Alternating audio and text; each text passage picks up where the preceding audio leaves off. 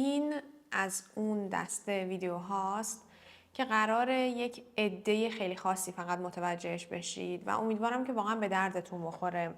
یه دفعه این موضوع به ذهنم رسید و این دلیلی شد برای اینکه بیام این ویدیو رو براتون بگیرم.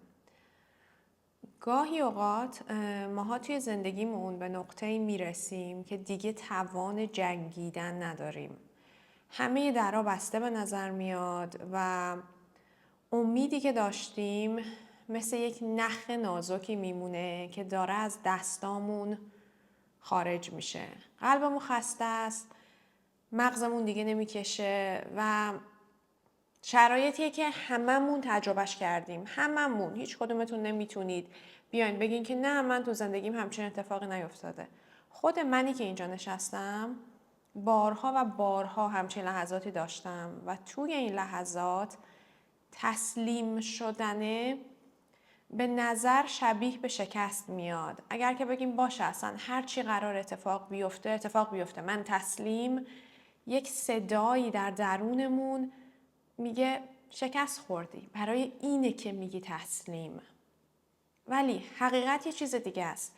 دارم این ویدیو رو ضبط میکنم برای اینکه خیلی هامون به اون نقطه رسیدیم و شاید خیلی هامون هم فکر کردیم که شکست خوردیم و شاید همین الان که دارید این ویدیو رو میبینید توی اون نقطه اید و امیدوارم این ویدیو بهتون کمک بکنه.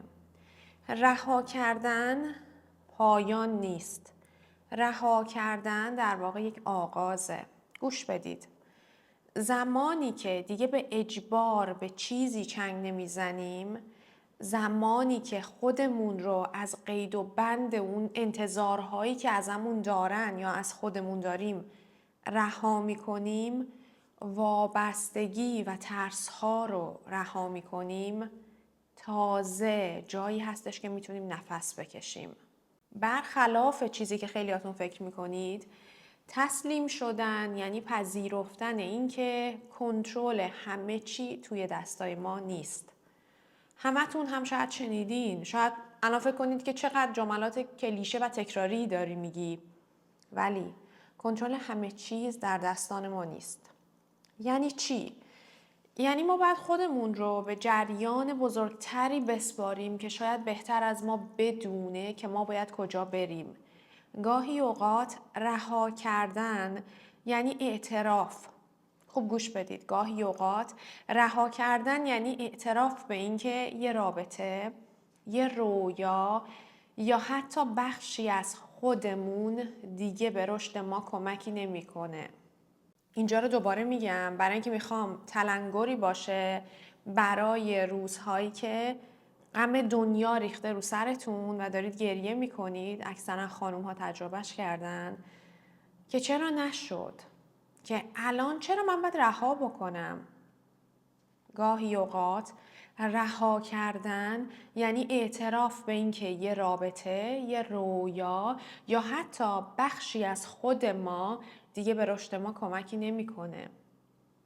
یعنی با شجاعت دست از چسبیدن به چیزی برداریم که مدت هاست ما رو آزار میده.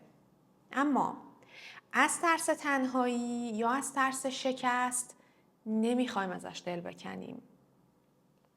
وقتی که رها میکنید، سنگینی که روی شونه هاتون هست رو زمین میذارید و دیگه نیازی ندارید برای کنترل چیزی که تو دستای شما نیست بجنگید. این همون وقتیه که زندگیتون دوباره جریان پیدا میکنه. دقیقاً مثل رودخونه‌ای میمونه که وقتی که جلوی مسیرش رو نبندن، آزاد و آروم به سوی مقصدش حرکت میکنه. شاید سخت باشه، شاید درد داشته باشه، اما بعضی اوقات تنها راه رهایی اینه که خودتون رو به جریان زندگی بسپارید و به این حقیقت اعتماد بکنید که یک نیروی اون بیرون هست، هرچقدر ناشناخته، که همه چیز رو درست میکنه، که همه چیز رو سر جاش میشونه. شاید زمان بندیش با زمان بندی تو یکی نباشه، ولی انقدر قدرت داره که همه چیز رو توی زندگی درست بکنه. حالا گوش بدید، رها کردنه همیشه به معنای از دست دادن نیست. خیلیاتون فکر میکنید که من اگر رها بکنم یه چیزی رو از دستش دادم، من اگر این آدم رو رها بکنم از دستش دادم، اگر این رابطه رو رها بکنم یعنی این رابطه تموم شده، از دست رفته. گاهی اوقات رها کردن یعنی که خودت رو دوباره پیدا بکنی. وقتی که چیزی رو که براش جنگیدی، اما اینجا رو خوب گوش بدین، وقتی که چیزی رو که براش جنگیدین و انرژیتون رو برده، انرژیتون رو بلعیده، رها میکنید، در واقع دارید به خودتون لطف میکنید و به خودتون اجازه میدین که یک کمکی سبکتر بشید، که فضای خالی ایجاد بکنید تا چیزهای تازه، افراد جدید و مسیرهای ناشناخته ولی زیباتری رو وارد زندگیتون بکنید. چقدر از عمرمون رو ماها صرف نگه داشتن چیزایی کردیم که دیگه توی قلبمون هیچ جایی ندارن. چقدر ماها به خاطراتی آویزون شدیم که فقط ازشون یه سری زخم باقی مونده. چقدر خودمون رو تو قفس رابطه هایی نگه داشتیم که سالیان ساله هیچ نور و گرمایی به روح ماها نمیدن. این سوالیه که من خیلی وقت از خودم میپرسم. از خودتون گاهی اوقات سوال بپرسید. برای اینکه ماها میشیم یه سری ربات هایی که در روزمره غرق میشیم و ذهنمون اون اتوپایلوتی میشه که کارها رو پشت سر هم انجام میده. گاهی اوقات در طول روز هر کجایی که هستید از خودتون سوال بپرسید. هر سوالی که میخواین، حالا لازم نیست چیزایی که من بهتون میگم رو بپرسید. وقتی که سوال میپرسید دارید اون قاعده یکسان رو میشکنید، اون روزمرگیه رو میشکنید، برای اینکه ذهنتون به این عادت نکرده که یکی توبیخش بکنه، یکی ازش سوال بپرسه.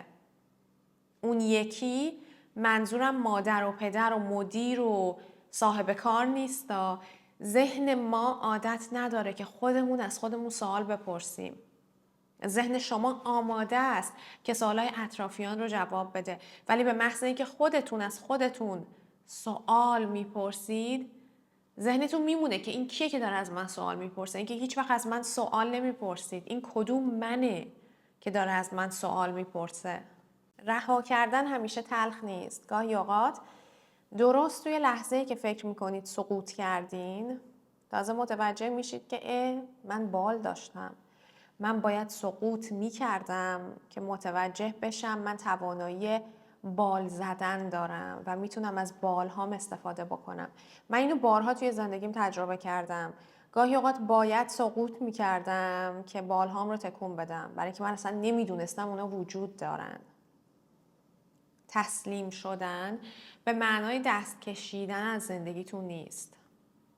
یعنی از تلاش بیهوده و نبردهای فرسایشی خودتون رو رها بکنید. یعنی اینکه بپذیرید که نیازی نیست که همیشه قوی باشید. گاهی اوقات میتونید استراحت بکنید. میتونید اجازه بدید که این دنیا راه رو نشونتون بده.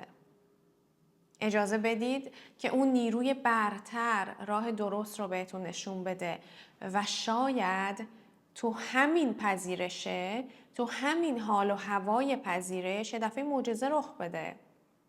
شاید توی همین رها کردنه آرامشی رو پیدا بکنید که سالهای سال جنگیدید که به دستش بیارید، ولی هیچ وقت به دستش نیاوردید چون توی جنگ بودید. شاید وقتی که دیگه نمی ترسیم که یک چیزی رو از دست بدیم، تازه اون چیز حقیقی رو پیدا بکنیم.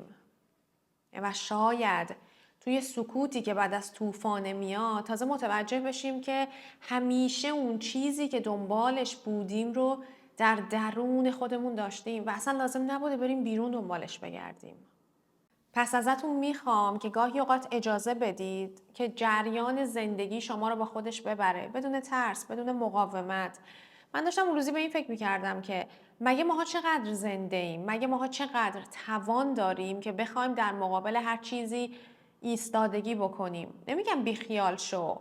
بیخیالی هم عالم خوبیه، برای اینکه بیخیالی از اون رها کردنه میاد. یا طرف واقعاً بیخیال و الکی خوشه، تو یک دنیای دیگه است، یا اینکه بیخیاله ولی ایمان داره. بیخیال باشی ولی ایمان داشته باشی، باور قوی داشته باشی، خیلی چیز خوبیه. لازم نیست همیشه بجنگی. زندگی همیشه در جریانه و گاهی اوقات تنها کاری که باید بکنید اینه که خودتون رو بهش بسپارید.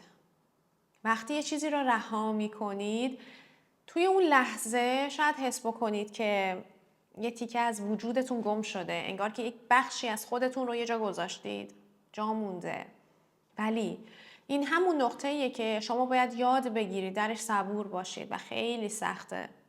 این مثال رو میزنم برای اینکه خیلیاتون تجربهش کردید. به محض اینکه رابطتون با یکی تموم میشه احساس میکنید آخر دنیاست.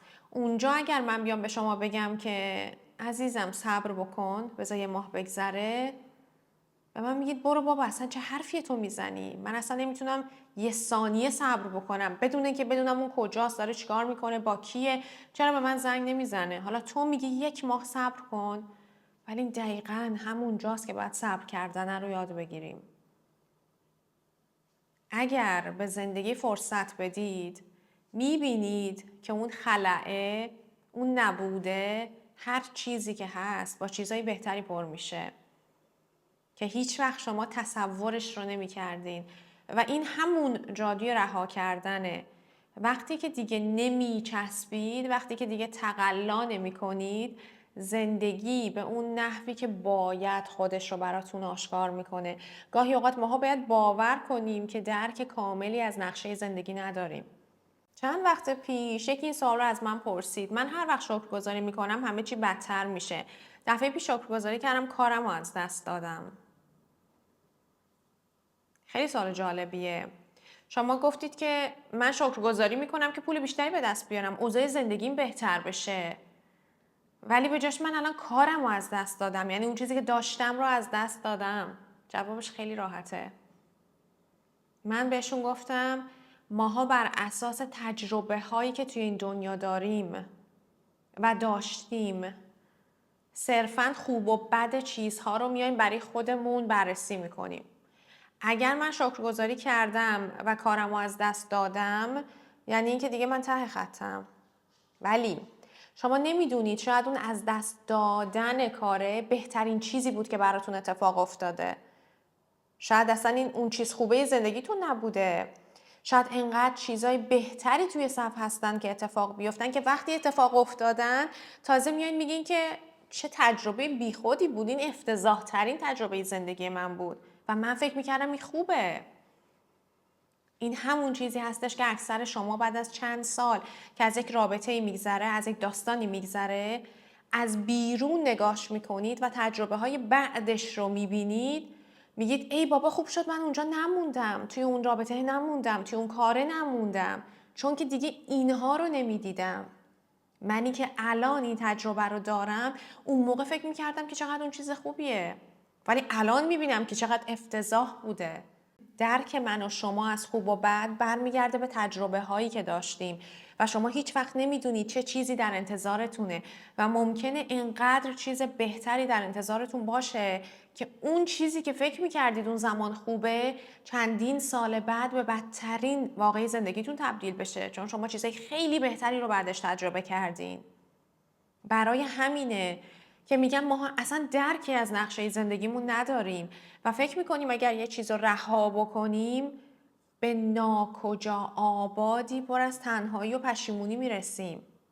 ولی واقعیت اینه که تا وقتی توی دستاتون یه مشت شن هست، یه مشت سنگریزه هست، چون که دستت پره هیچ وقت دنبال چیز بهتر نمیگردی. میگه دستم پره دیگه، پر سنگریزه است، همین چیزی که تو دستمه خیلی هم عالیه.